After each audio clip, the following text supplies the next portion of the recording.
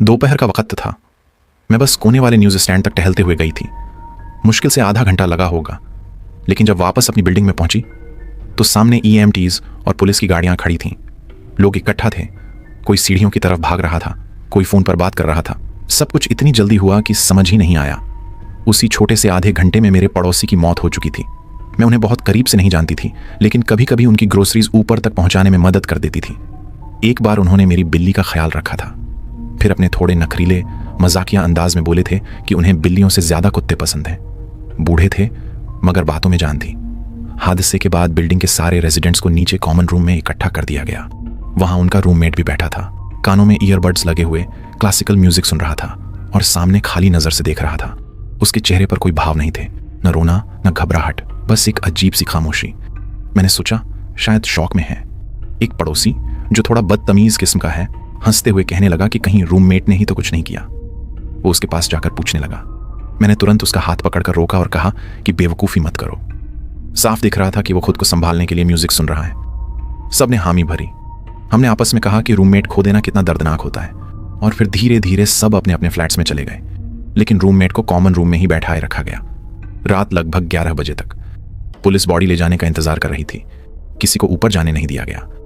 उस दिन के बाद से बिल्डिंग का माहौल बदल गया। भारी सा सन्नाटा। एलिवेटर में जब उसका रूममेट मिलता है तो वो हमेशा हेडफोन्स लगाए रहता है। किसी की तरफ देखता तक नहीं, बस चुपचाप निकल जाता है। मैंने 1-2 बार पूछा, कैसे हो? उसने छोटा सा जवाब दिया, ठीक हूं। मैंने ज्यादा दबाव नहीं डाला। अजनबी ही तो थी मैं। लेकिन कल कुछ ऐसा सुना जिसने मुझे अंदर तक ठंडा कर दिया। मैंने बिल्डिंग स्टाफ को बात करते सुना।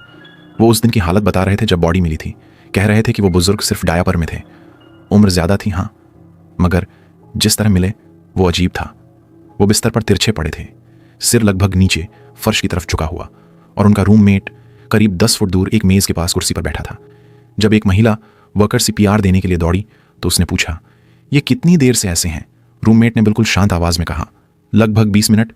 20 मिनट। वो बस बैठा रहा।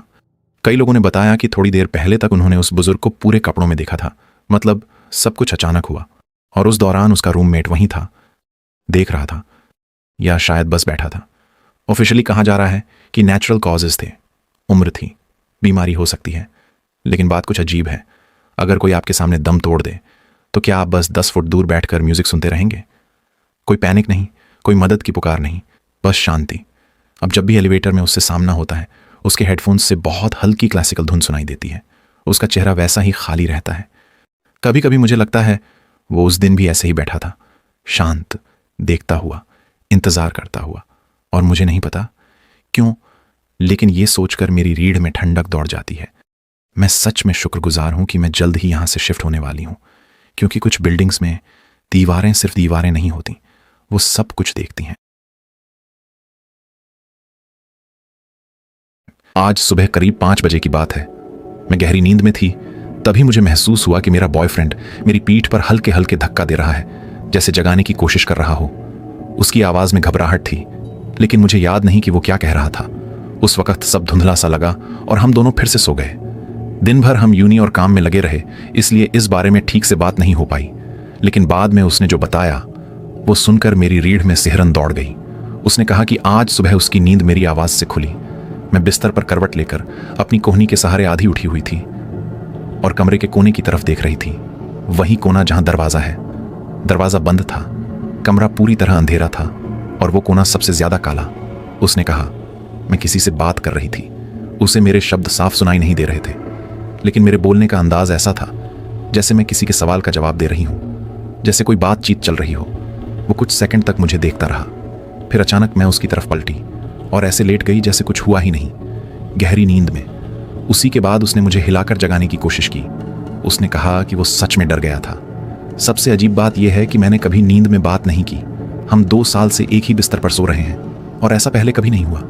हाँ, उसने कभी कभी नींद में कुछ शब्द बड़बड़ाए हैं, लेकिन इस तरह उठकर किसी की तरफ देखकर पूरी बातचीत करना कभी नहीं। उसने कहा, तुम सच में किसी को देख रही थी और उससे बात कर रही थी? मुझे इसका जरा भी याद नहीं, कुछ भी नहीं। लेकिन पिछले 1 साल में मुझे कई बार स्लीप पैरालिसिस हुआ है। कई बार ऐसा लगा जैसे कोई दरवाजे पर खड़ा हो, एक काली सी आकृति बस चुपचाप देखती हुई। मैंने खुद को समझाया कि यह दिमाग का खेल है, नींद और जागने के बीच का भ्रम।